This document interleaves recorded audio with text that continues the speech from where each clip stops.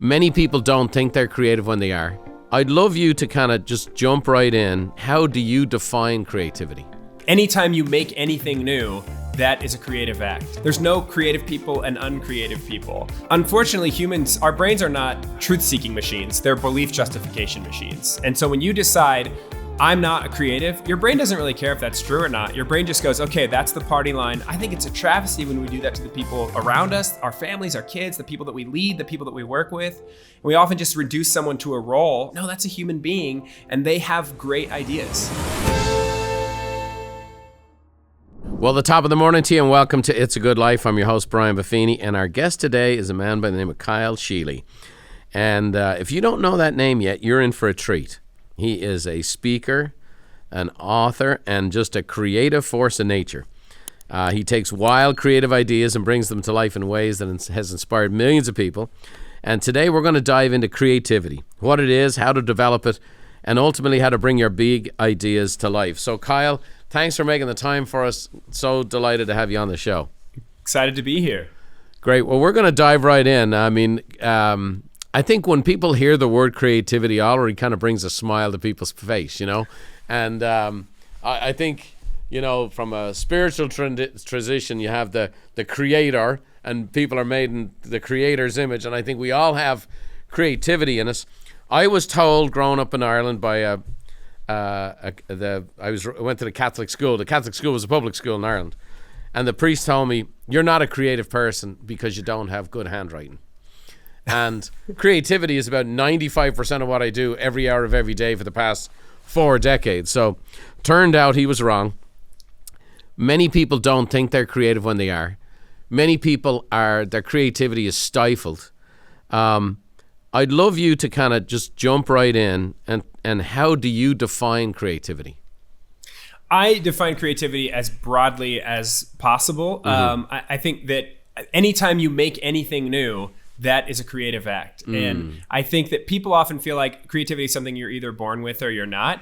And I would say that that's true, but if you're born with it. And if you're not, then you're not. Those are the only, There's no creative people and uncreative people. And one of the things that we do is that we justify this belief. One of the things I say on stage is that unfortunately, humans, our brains are not are not truth-seeking machines. They're belief justification machines. And so when you decide, I'm not a creative, your brain doesn't really care if that's true or not. Your brain just goes, okay, that's the party line. I'm going to go build a defense around that. And the way that we build that defense is we say, well, only some things count. When I'm with an audience, I'll say, all of you guys are creative. And I'll see kind of people looking around, I don't know. And then I'll say, you're all creating carbon dioxide right now. And then they all kind of go, I'm like, and you create businesses, you create spreadsheets, you create teams, you create opportunities.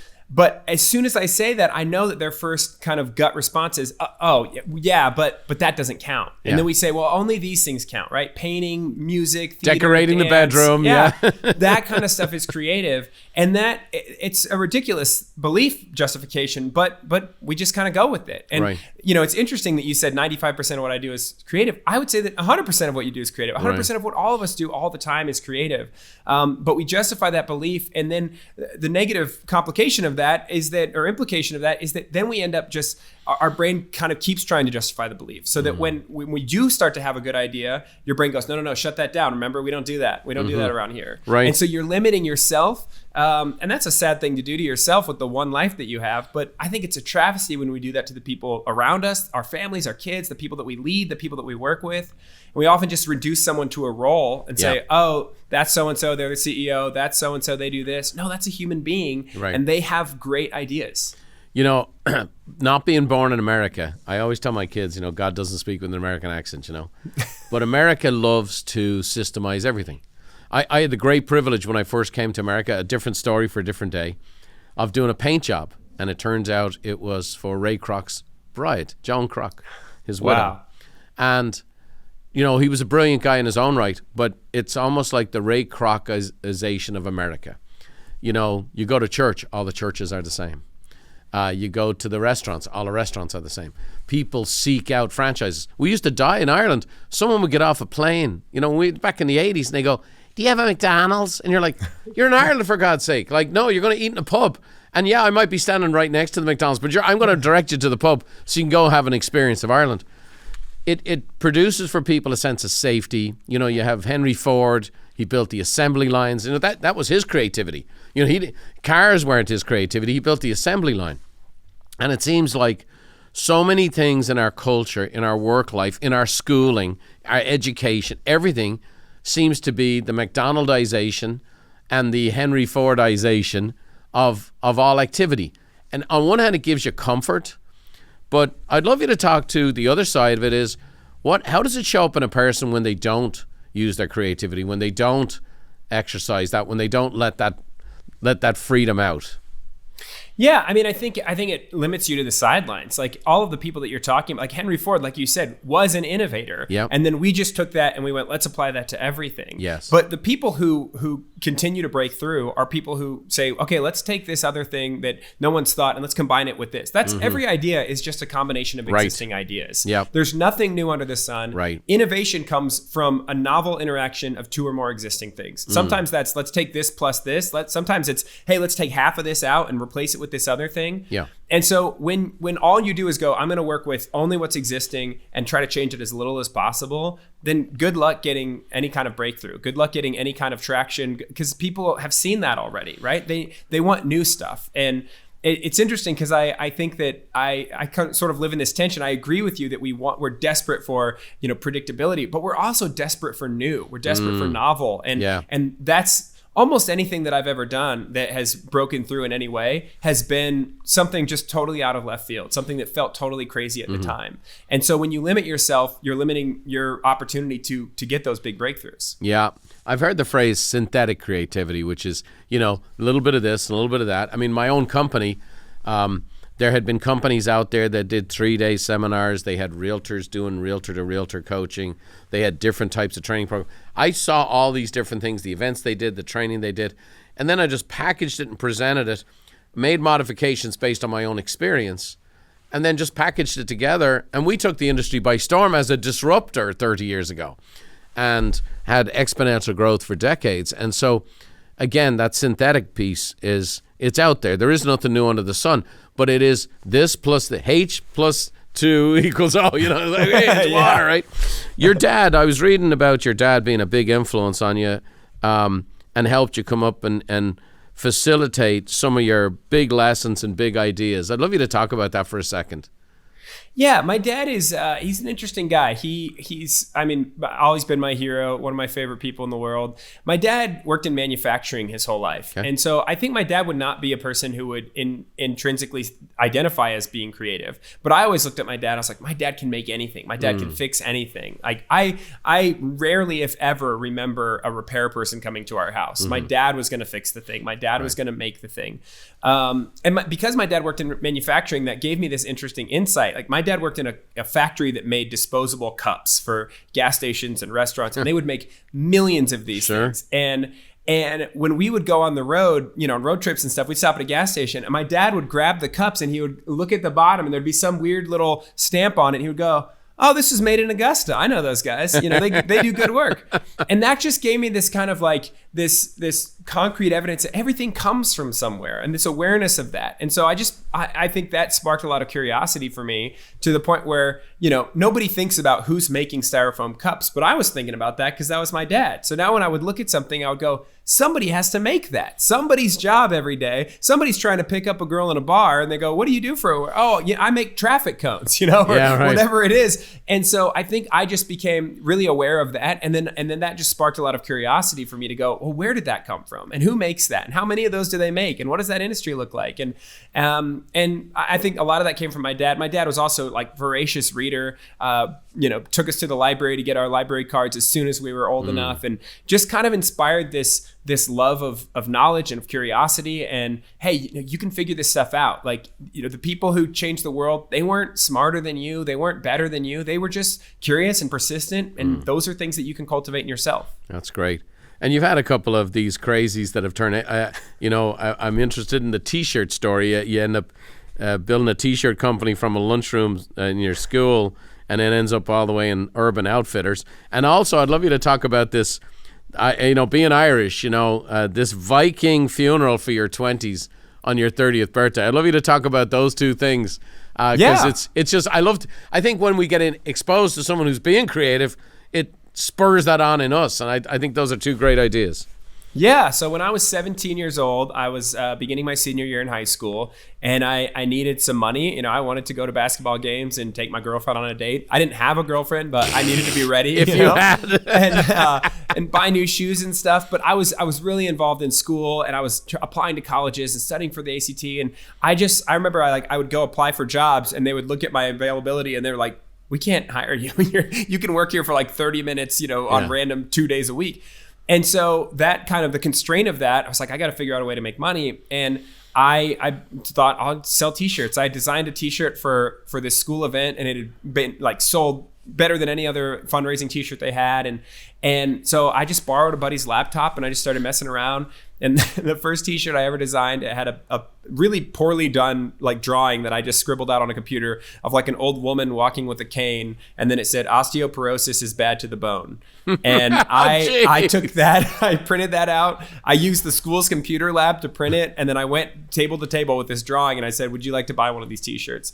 And somehow enough people gave me $15 or whatever. And I was able to order that batch of shirts, and I didn't even make enough money to where I felt like I should buy one of my own shirts. I couldn't afford my own stuff. And so I just took that and poured it back into the business and just kept designing just really dumb, silly shirts. Like Friends was a popular TV show at the time. So I had a shirt that said, "Friends don't let friends watch Friends." Nice. And, Lyme disease ticks me off. I mean, it's highbrow humor that we're dealing with. Love it. But it went really well. And I got the attention of the school administration, who pulled me into the office and said, "You can't run a business on school grounds." And so then I asked, well, where do school grounds end? And then after that, we just started taking things to the parking lot after school, and we'd walk out of the parking lot onto the street and trade, wares and money. And there's a quote I have in my talk where I show my principal's face from the yearbook, and it's a real quote. He said, "As long as you don't get hit by a car, it's okay by me."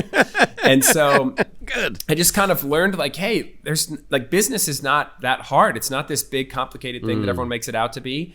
And so then I graduate, and I realized I just lost access to my entire customer base. That was everyone I was selling t-shirts to was still in high school.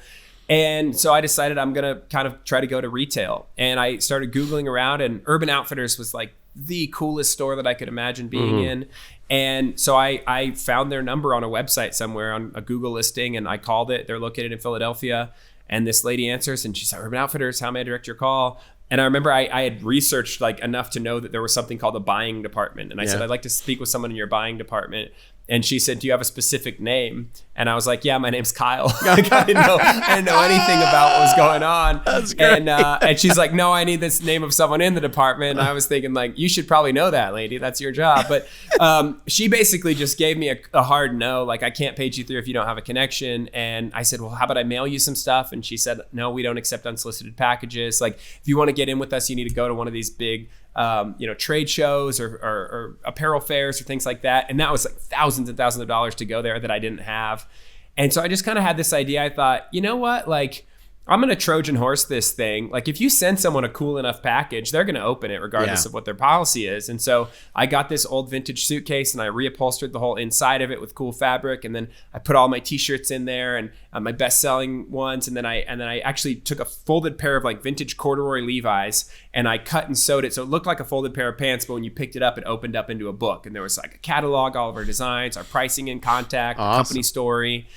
And then I just blind shipped this to Urban Outfitters. And a week later, something like that, this guy calls me and he goes, "Hey, my name's Don, and your suitcase is sitting on my desk." And I was like, "Oh, interesting. It sounds like you guys do accept unsolicited packages." So, and how old were you? How old were you at this time, Kyle? I was 18. Wow. I was just freshly 18. Love it.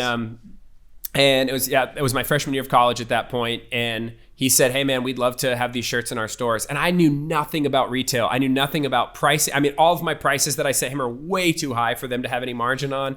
And this guy I think he knew I was a kid. Yeah. And he was like, "Hey, let me walk you through." Like, and I remember I had to go back to, like, I had no credit. This was in 2004. And I mean, even to get a credit card processing account, like to be able to take credit cards, you had to pay a bank like $600 or something. And it was just background checks. And I didn't have any of that. So I remember I went to my screen printer who had been printing my shirts locally. And I said, "Man, listen, I've got this order for like thousands of shirts. I cannot pay you for this until they pay me."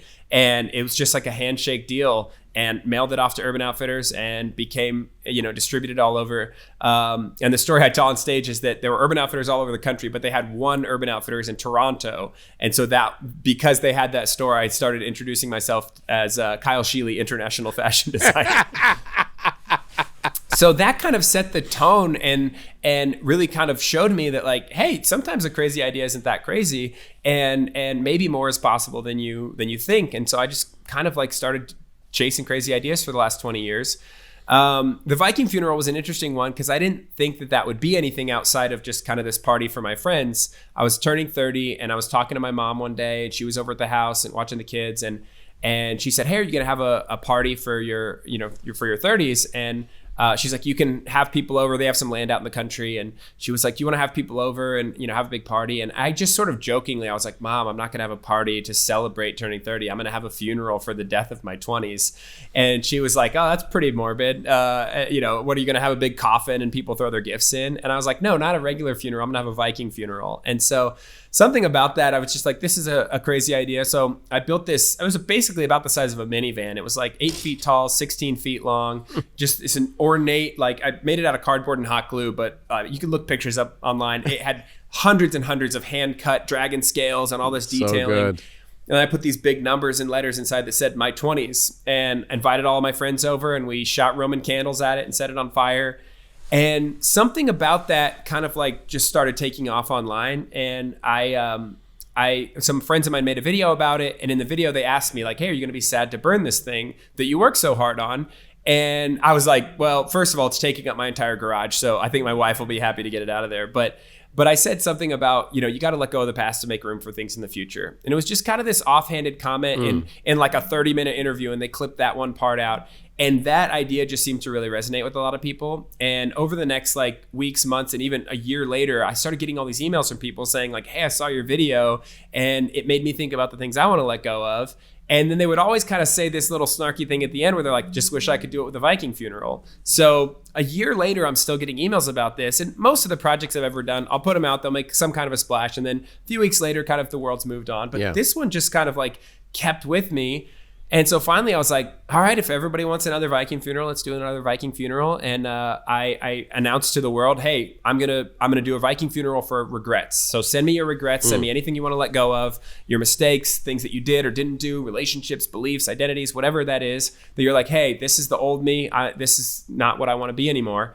And my goal was to collect 10,000 regrets. And I ended up collecting 21,000 regrets. Wow. It took me 2.5 years. And the second Viking ship that I built actually could have held the first Viking ship inside of it. It was 30 feet long and 16 feet tall. I collected all these regrets from all around the world and put them in this big boat and set them on fire, and ended up writing a book about it. And it was a whole very meaningful experience that all came out of this silly birthday party. It's amazing stuff. I mean, I relate to the T-shirts. I started my American experience selling T-shirts on a cart, and similar thing. For me, I was down in Pacific Beach, and in the summertime it gets cool in the evening. So we'd have all these people come from Arizona because it's 115 degrees. So they come and hang out in San Diego, but it gets cool at night in the 60s, high 60s. And they'd be freezing. So the people I was buying the T-shirts from, they had a warehouse full of sweatshirts. And they're like, well, these things are no good. We wait till next year. And I would buy them for $1 a piece.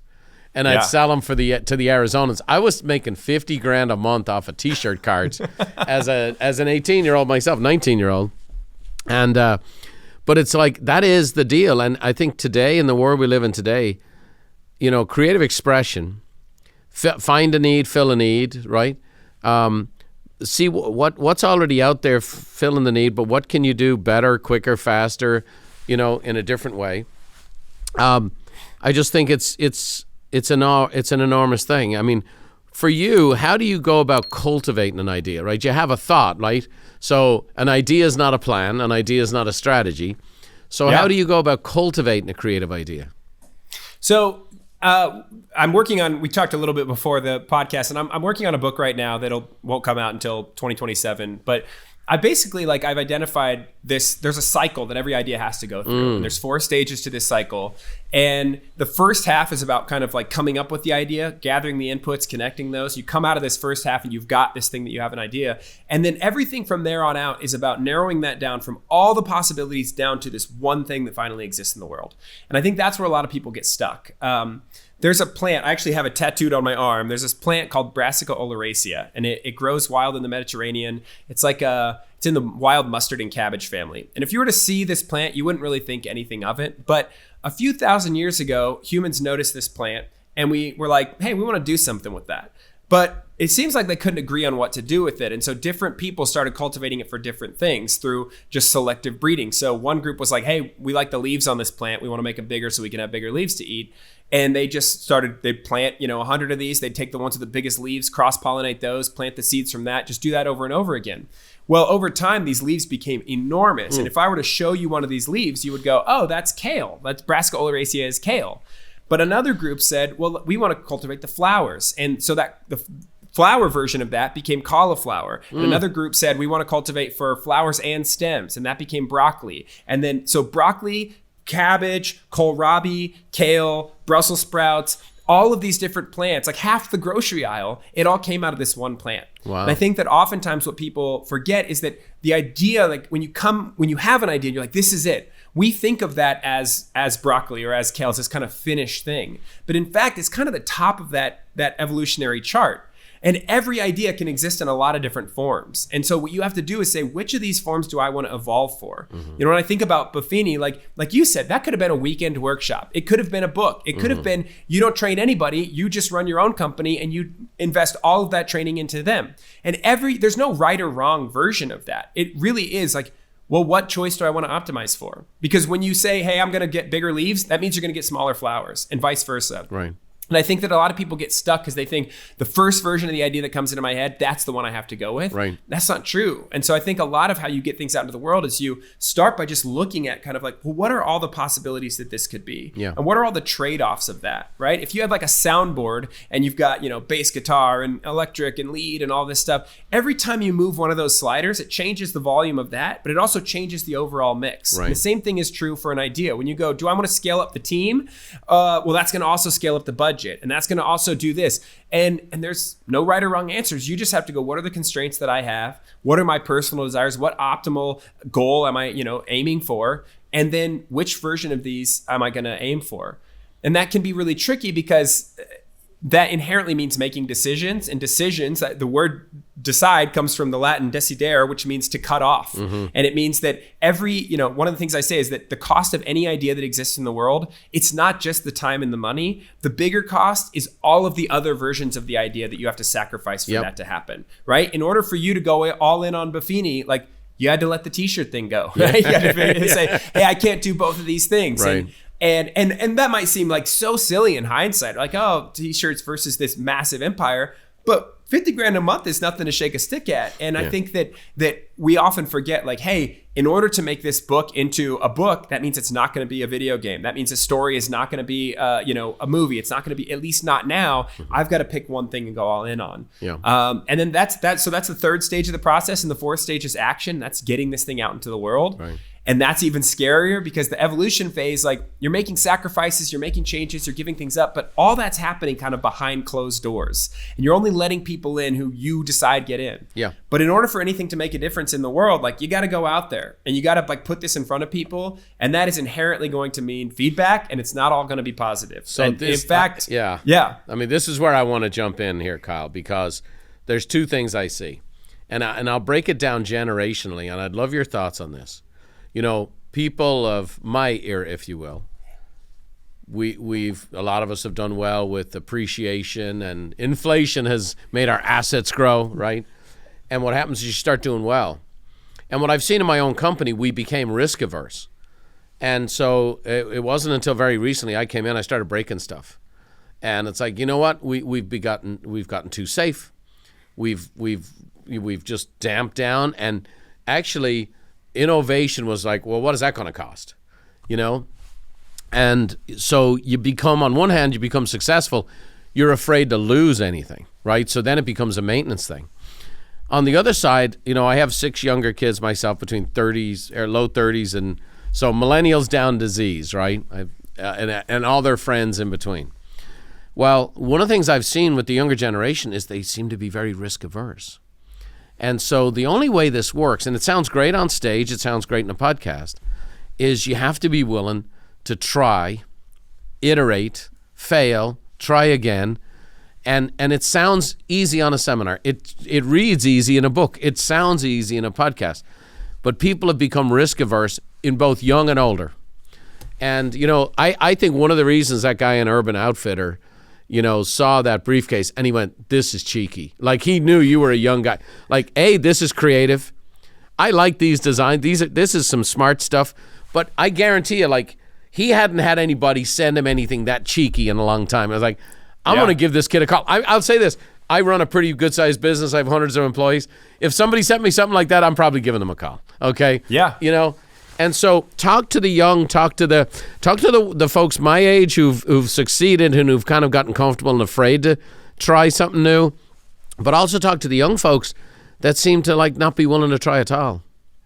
Yeah, I mean, I think for the older generation, it does. Like, the older you get, the more you have to protect, but also the more wounds you have, right? You've gotten beat up a couple times. You've got some war stories to tell. And sometimes you feel like, I don't know if I have it in me to go through that again. And then for the younger people, I think that oftentimes they don't have those stories and they don't know. And so then in their mind, like they build up this big thing of like, well, what if I fail? What happens if everybody sees me?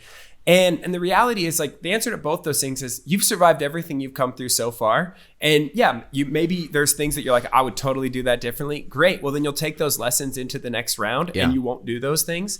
But you have to continue to innovate. It's not like there used to be some industries that kind of were just stable and everybody, that doesn't really exist anymore. No, it doesn't. And part of that is because what's happened in the last 5 or 10 years is people became like keen to that idea. And you have a lot of people, there's a whole side of the internet that talks about and builds courses around buying boring businesses. They go, find a guy who's 65, built this business and is ready to retire. And then you buy that and then you bring all this innovation in that he didn't think to do, and then you wipe the market out because you just wipe the floor. All of his competition's gone. So all of those boring, predictable businesses, they aren't going to be boring and predictable anymore. So your choice is like, do I stay and just hope that like the slide is gradual enough that I can kind of slide into the sunset before this whole thing gets flipped on its head? Or do I say like, hey, like it or not, I've got to innovate. I've got to keep changing.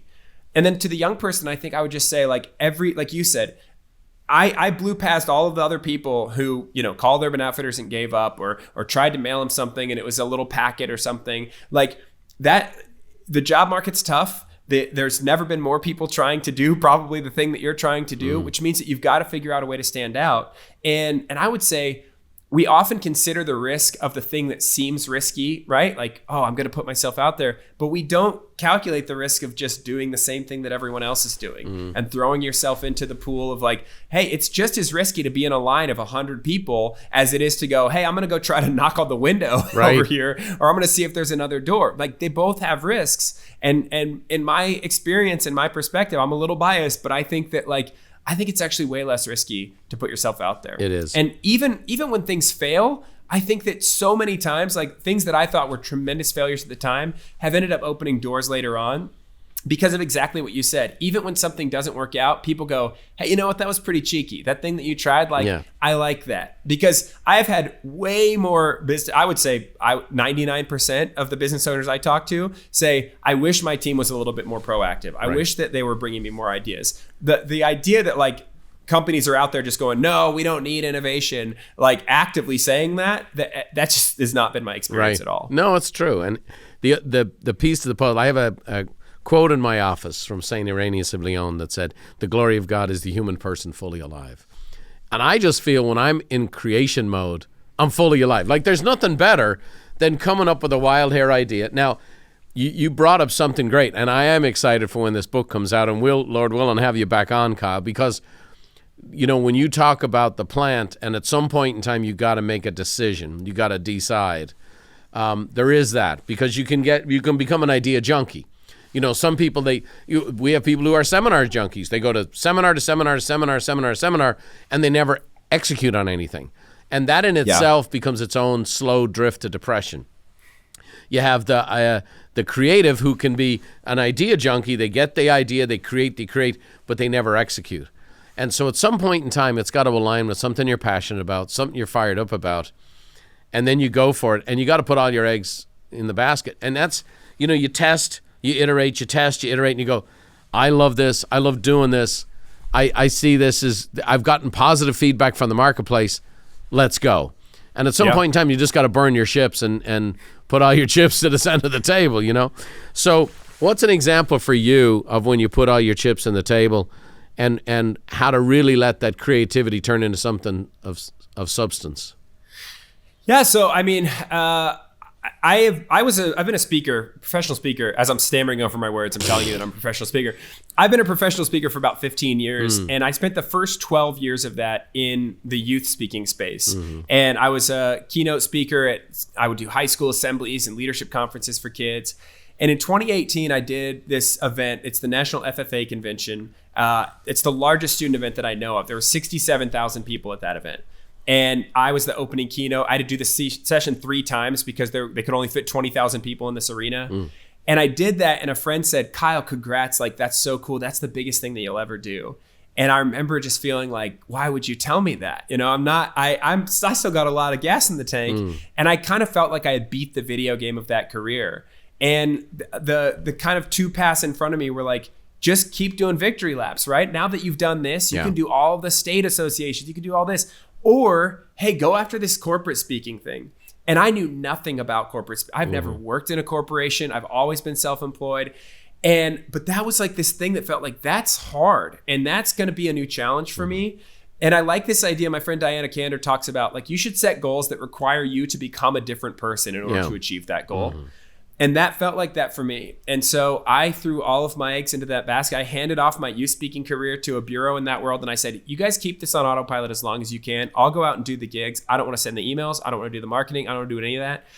And then I'm going to go focus all in on this other thing. And I thought it would take 3 to 5 years to make that transition. And because I think partially because of luck and good circumstances and meeting the right people, and partially because of hard work, it happened immediately. Like, I very quickly, last year I was the most booked speaker at my speakers bureau for the whole year. And it's just been an insane ride. And it came, I was scared. I was like, am I throwing away this really good thing that's working? And then that market's going to go, oh, okay, I guess Kyle's a corporate speaker now. And the corporate market's going to go, we've never heard of this guy. And then I'm going to go broke, right? And that's kind of what was in my mind. But I thought, man, I got to give this thing a shot. And it's been the best thing that I've ever done. That's great. That's great. Well, we know a lot of people in common, and it's great stuff. And we're certainly excited to have you at a number of our gigs, as well as refer you to a number of our clients. Last, a formal question here is, a number of our listeners right now, they have an idea. And maybe people have called it crazy. It's this, it's that. Maybe they've called it crazy themselves. What's the best piece of advice you can give somebody on taking the first step, on pursuing their crazy idea? I think I heard someone say recently, I can't remember, this is on a podcast somewhere, but they said if you are scared of taking the first step, then you've probably made the first step too big. And so any forward progress is better than none. I am a big fan of the idea that momentum begets more momentum. So if you have this idea and you go, oh, I want to open a clothing store. You're like, well, the lease is going to be $10,000 a month and the inventory is going to be $100,000. Okay, well, you've probably built this idea so big in your head so that it's an easy thing to say no to. Right. But instead going, like, how could I open something online? How could I sell one t-shirt to one person, right? How could I design something? What are ways that I could do this that makes it easier for me? Or, hey, do I just need to do a little bit more research? Do I need to talk to the right people? And I think you're always going to have to kind of weigh, am I avoiding the thing or am I doing the thing? Like, it can become really easy to go, oh, I just need to do more research. I need to do this. But there's also a time where you go, I think the thing I'm scared of is because I don't know enough information. Right. So I'm going to keep asking until I get that. And then there will be a point where you go, okay, I know the information. Now I've got to take a step. Yeah. And I would say any step is better than no step. Figure out what's the smallest thing that I can do to move this thing forward. And then you do that and your life doesn't end. And you go, oh, okay, that wasn't so bad. And then you take another big step and pretty soon you're sprinting, you go, this is so much easier than I thought it would be. every single thing I have ever done that's been successful was easier than I thought it would be. Yeah. I spent way more time building up in my head how hard something was going to be, whether that's getting a book published. I mean, I tell the story on stage. I wanted to be a kid's book author when I was in college, and I was actively pursuing that goal. And I was in writing groups and classes at university and meeting with friends, and I was getting good feedback. And then someone said, Kyle, I think you could get this published. And I did the worst thing that you can do in that situation. I Googled, how do you get a book published? And what Google told me was, you don't. Right. And I gave up on that dream for almost a decade. And then when I finally came back to it, everything that everyone had said was hard or impossible was like so smooth. Yeah. I have an agent that I love. I have a publisher that I love. My book's been translated into languages I don't even speak, right? And all of that happened. And I look back at that now and I go, man, that's so cool, everything that's come out of that. But also I go, man, I wonder how many more of those I would have had if I hadn't listened to all the people who told me it wouldn't work. Yeah, it's so good. You know, it's one of the things we do is these business consultations. And as we walk people through these consultations, we walk them through, you know, getting clear on their vision and finding out what's holding them back and seeing what others like you are doing. But then we always bring it back to how to discover your next steps. And, you know, the whole dynamic there is so that, you know, you don't have to see the whole staircase to take the next step. And so, again, you think about it, you put off for a decade what you could have had if you'd have just taken that step. Yeah, exactly. Yeah, and I mean, I think about it like there's that metaphor of like walking in the woods with a flashlight at night. You can only take a couple steps that way, but you can see the whole path. Like you can make the whole journey that way, a couple steps at a time. So good, Kyle. So good. Well, look, this has been fantastic. I'm very excited. I have a number of events that we'd like to plug you in for and a number of people we'd like to refer you to. But one thing we've done with every guest we've had for 10 years is we have these 5 interesting questions. We ask everybody, and we just get this different flavor of everybody. So first off, what's the single best piece of advice you've ever been given? Oh man, I think advice is all situational, but I think that I can think of specific pieces of advice like, hey, you should ask that girl out, or hey, you should ask that girl to marry you. Those are kind of some of the big ones. Yeah. But I mean, honestly, just people telling me like, hey, just give it a shot. You never know. Yeah. I think that over and over again, I've heard that advice in different contexts at different times of people saying like, hey man, it might work. And sometimes that's all you need. I tell parents that all the time. I don't think that every kid's idea is amazing and that we need to, you know, praise everything. But I do think that sometimes all a kid needs is one adult going, I don't know, man, give it a shot. Yep. And so I think that's some of the best advice. My wife heard one comment like that from a coach at a camp, and it led her to becoming an All-American in volleyball and a member of the U.S. Olympic team. So, and it was incredible. Just one coach who said one thing, right? What one talent or gift do you wish you possessed that you currently don't?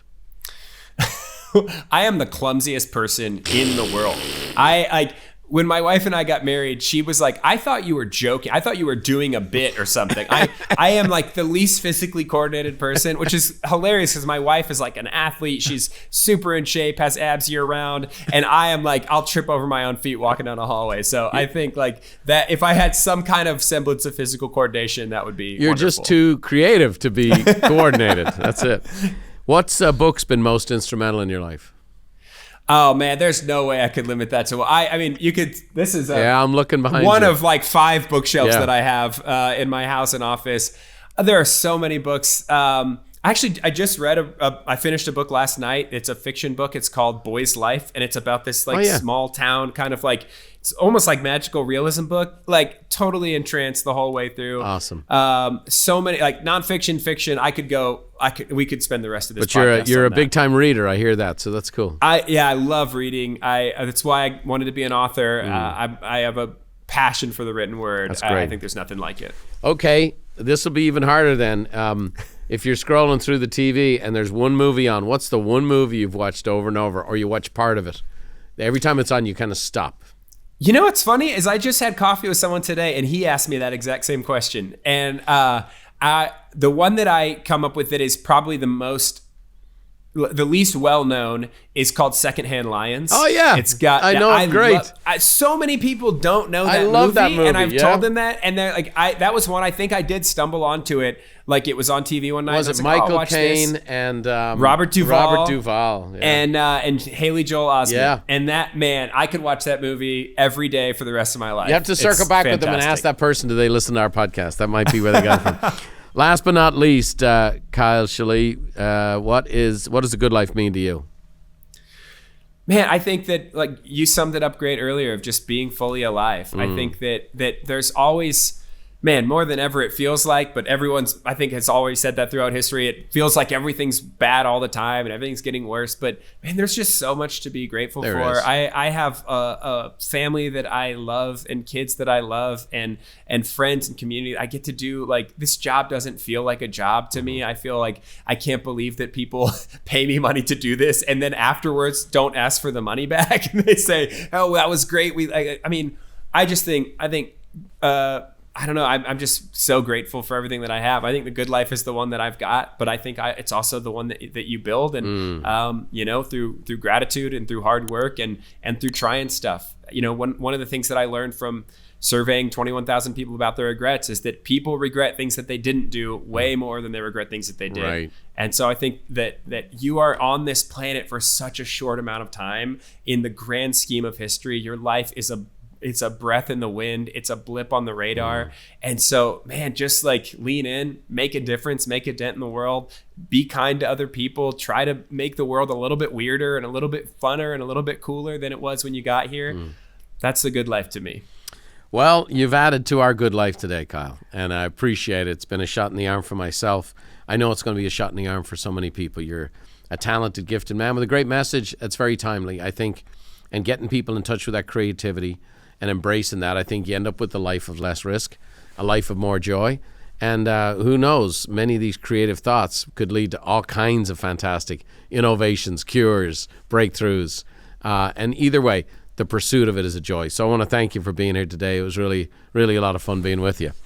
It was great being here. Great. Well, I always finish the podcast the way my mom did for the last 9.5 years. She passed this April, but we finish off with a little Irish blessing. So may the roads rise up to meet you, and may the wind always be at your back.